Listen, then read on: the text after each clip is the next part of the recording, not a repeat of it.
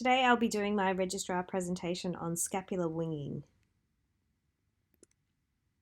So just to look at the overview of what I'm going to discuss, I'll talk about the anatomy and function of the scapula, the epidemiology and etiology of scapular winging, as well as the presentation, assessment and management.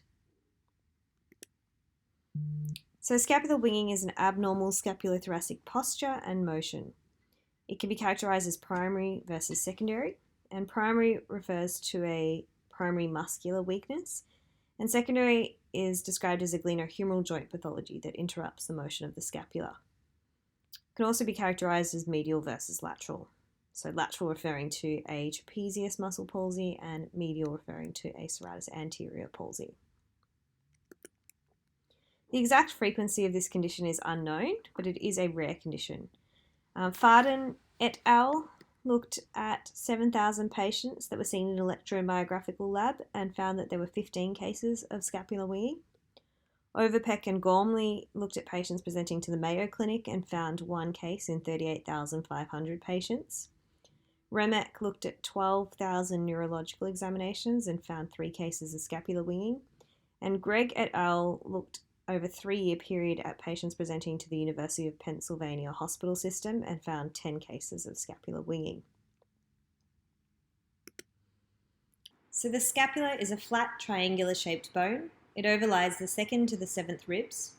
There are 17 different muscle attachments, and this can be broken down into 3 separate groups. So you have the scapulothoracic muscles, the scapulohumeral muscles, and the rotator cuff muscles. There are only 2 stabilizing ligaments for the scapula, and this is the acromioclavicular and coracoclavicular ligaments. Therefore, the stability of the scapula primarily relies on its muscular attachments. So the scapula rotates to enable active arm elevation beyond 90 degrees. The inferior pole rotates upwards and laterally, and it's a ratio of 2:1 between the glenohumeral to scapulothoracic motion. Serratus anterior and pectoralis major provide protraction of the scapula. Rhomboid major and minor retract the scapula, and the trapezius and levator scapula elevate and upwardly rotate. Patients may present with neck, shoulder girdle, or upper back pain. They may have pain at rest or with activity. They often have a loss of abduction and difficulty with overhead activities. And this could be things like combing their hair or brushing their teeth. Patients may also report discomfort sitting against hard surfaces, so for example, sitting on a long car ride. Sometimes they will present with secondary complications like brachial plexopathy, periscapular muscle spasm, frozen shoulder, subacromial impingement, or thoracic outlet syndrome. There are a number of different causes of scapular winging, and their management depends on the cause. So it can be overuse weakness, and this occurs in professional amateur sports people, particularly those doing overhead sports or in labourers. Patients can have a nerve palsy, so this can happen due to lacerations such as iatrogenic injuries, stabbings, or even gunshot wounds. It can be a stretching injury or a direct blow to the nerve. Fascioscapulohumeral dystrophy is another cause of scapular winging, and as we said before, there can be secondary causes, so a primary glenohumeral joint pathology. Looking closely at the serratus anterior muscle, so this muscle originates from the medial border of the scapula and it inserts onto the lateral upper 8 to 9 ribs. It protracts and stabilizes the scapula, and it's supplied by the long thoracic nerve, which comes from the C5, 6, and 7 nerve roots. It has quite a superficial course, making it prone to injury. Blunt or stretch injury is most common, and this can occur during motor vehicle accidents, a fall from height, or even in sporting accidents. It can also be damaged iatrogenically, so this can be from positioning during anesthetics, mastectomies, axillary dissections, or even chest tube insertions. And serratus anterior palsies lead to medial scapular winging.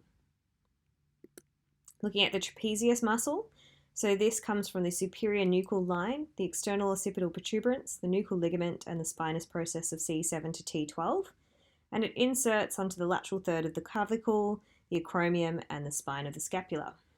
This is supplied by the accessory nerve, also known as cranial nerve 11. The most common injury is an iatrogenic injury, and this occurs in 71% of cases. This happens during a posterior neck dissection. It's the second most common cause of iatrogenic nerve injury, behind a median nerve palsy from a carpal tunnel release. The trapezius muscle the palsy leads to a lateral scapular winging. Looking at the rhomboid major muscle, and the rhomboid minor, these two muscles are supplied by the dorsal scapular nerve, which is from the C5 nerve root. The rhomboid major comes from the spinous process of T2 to T5, and it inserts onto the medial border of the scapula below the scapular spine. The rhomboid minor comes from the nuchal ligament and the spines of C7 and T1, and it inserts onto the medial border of the scapula at the level of the spine. The dorsal scapular nerve can be entrapped beneath a hypertrophied middle scalene muscle, or it can be avulsed at the C5 nerve root, and this can happen in a motor vehicle accident or with heavy lifting. Facioscapulohumeral dystrophy. This is the third most common muscular dystrophy. It's an autosomal dominant genetic neuromuscular disorder which has an incomplete penetrance. So 30% of patients with the gene mutation will be asymptomatic. The mutation occurs on chromosome 4. It affects the muscles of the face, shoulder girdle, and upper limb. And they predominantly get weakness of the trapezius, levator scapula, and rhomboids, but they have preserved strength of the deltoid and rotator muscles. 20% of patients will eventually end up in a wheelchair, and it is diagnosed with genetic testing. So regarding the secondary causes of scapular winging, so this can be a glenohumeral joint pathology such as subacromial bursitis, adhesive capsulitis, or rotator cuff tears. There is compensation of the loss of glenohumeral range with the scapulothoracic articulation. In patients with posterior shoulder instability, they can have a painful subluxation, which leads to deactivation of the serratus anterior muscle.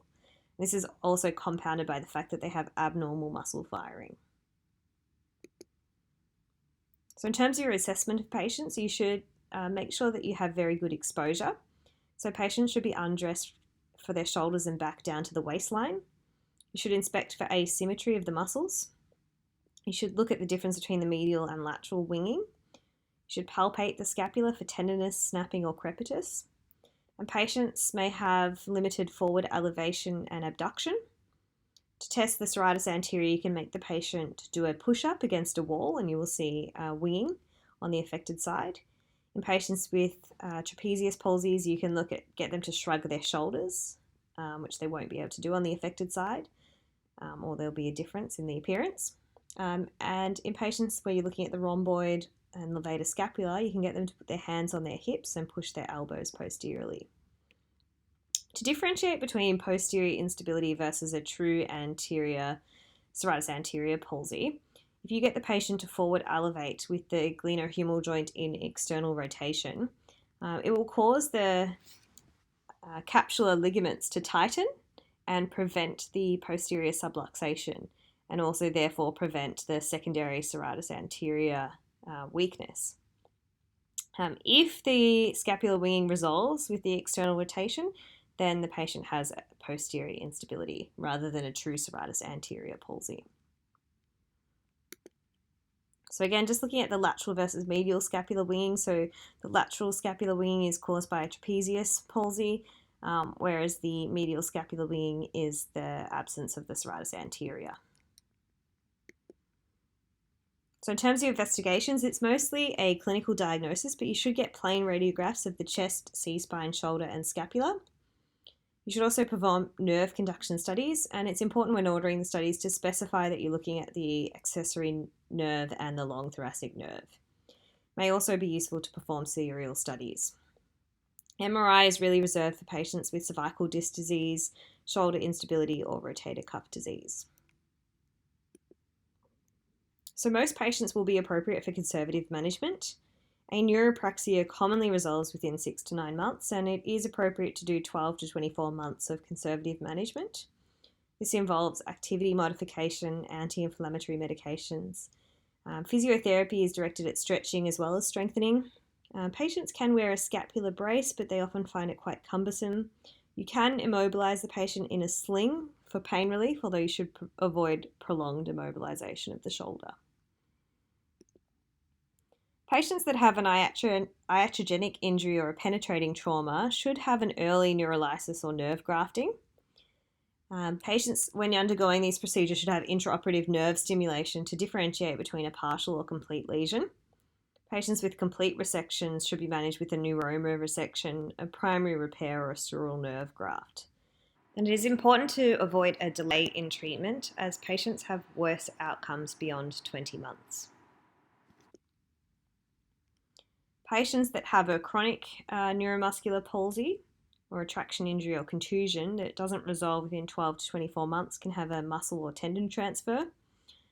Those patients with fascioscapulohumeral dystrophy or those with a failed dynamic transfer can undergo a scapulothoracic arthrodesis. So this is a treatment algorithm I've taken from the JOS review article, which is for their management of scapular winging. If you look at the left-hand side of the flowchart, we look at patients with post-operative or penetrating trauma, and the authors recommend a nerve exploration, grafting, or neurolysis. On the right-hand side, we see patients that have had a blunt trauma or a stretching injury, and they recommend nerve conduction studies after 6 weeks. If the long thoracic nerve is normal, then they would consider other sources of winging. If the long thoracic nerve is injured, then they recommend watching the nerve for recovery and repeating the nerve conduction studies every 3 to 6 months. If there's no recovery, then you can consider looking over to the left-hand side to continue physiotherapy and another period of observation, or whether you should then head down the pathway of nerve exploration, grafting, and neurolysis. In the patients that then fail the conservative treatment, you can then consider a pectoralis transfer. Just looking a bit closer at the pectoralis major transfer, so this is for chronic serratus anterior palsies. You can transfer the sternal head of pec major to the inferior border of the scapula. This can be done with or without augmentation, so for example a hamstring autograft. It's done through an anterior deltopectoral approach in the axillary fold, and you detach the pec major tendon and transfer it medial to the conjoint tendon through the scapulothoracic interval, and it's inserted onto the inferior pole of the scapula. For the chronic trapezius muscle palsies, you can do an Eden-Lange procedure. This was originally described in 1924, and it involves lateralizing the rhomboid major, rhomboid minor, and levator scapulae. This then allows these muscles to act synergistically to compensate for the lack of trapezius function. The muscles are detached with a bony attachment, as these tendons don't do well when they are just sutured. For patients with FSHD or a failed dynamic transfer, they can have a scapulothoracic arthrodesis. This has a significant risk of pulmonary complications, so much so that it's recommended that patients have a routine ICC insertion. So in summary, scapular winging is a rare but potentially debilitating condition. There are multiple different causes such as trauma, iatrogenic injury, glenohumeral pathology, and repetitive strain. The diagnosis is largely clinical. It is important in nerve transection to have an early diagnosis and treatment.